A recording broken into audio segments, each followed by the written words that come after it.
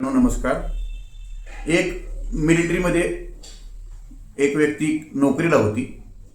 मिलिटरीमध्ये असताना त्यांनी एका बँकेमध्ये, राष्ट्रीयकृत बँकेमध्ये एक लॉकर ठेवलं होतं आणि त्या लॉकरमध्ये जे काय असेल ते सोनं नाणं त्या लॉकरमध्ये होतं।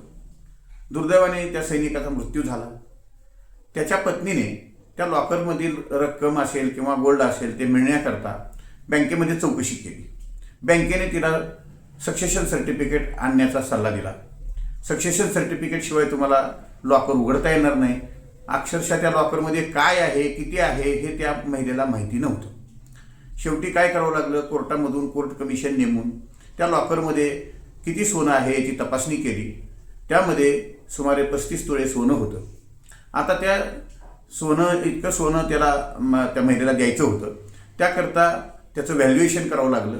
त्या व्हॅल्युएशनप्रमाणे सक्सेशन सर्टिफिकेट त्या महिलेला मिळालं आणि त्यावर जो काही कोर्टाचा स्टॅम्प आहे, सुमारे 1 लाख रुपये खर्च त्याच्यासाठी त्या महिलेचा झाला। त्यासाठी 1 वर्षाचा कालावधी गेला आणि शेवटी तिला त्या लॉकरमधले जे काही सोनं वगैरे आहे ते तिला मिळालं।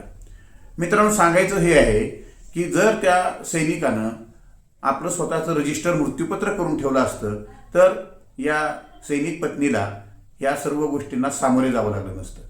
कुणाची कसलीही हरकत नसताना सुद्धा सक्सेशन सर्टिफिकेट आणावंच लागतं। कारण काय तर केवळ तुमचं हायगई मृत्यूपत्र न करणं। कधी कधी लोकांना वाटतं की आपण नॉमिनेशन केलेलं आहे, मृत्यूपत्राची काय गरज आहे, तर तसंही करू नका मित्रांनो। नॉमिनीला सुद्धा संपूर्ण रक्कम घेण्याचा, खर्चण्याचा अधिकार कायद्याने दिलेला नाही। त्यामुळे नॉमिनेशन सुद्धा सफिशियंट नाही। मृत्यूपत्राचं महत्त्व समजून घ्या। आणि असं गैरसमज तर खूप आहे लोकांचा की मृत्यूपत्र फक्त म्हाताऱ्या माणसांनी करावं, असं काही नाही। 18 वर्षापुढील सर्व सज्ञान लोकांनी, ज्यांचं बँकेमध्ये खातं आहे, ज्यांच्या नावावर काही प्रॉपर्टी आहे, अशा लोकांनी रजिस्टर मृत्यूपत्र करून ठेवणं आवश्यक आहे। धन्यवाद।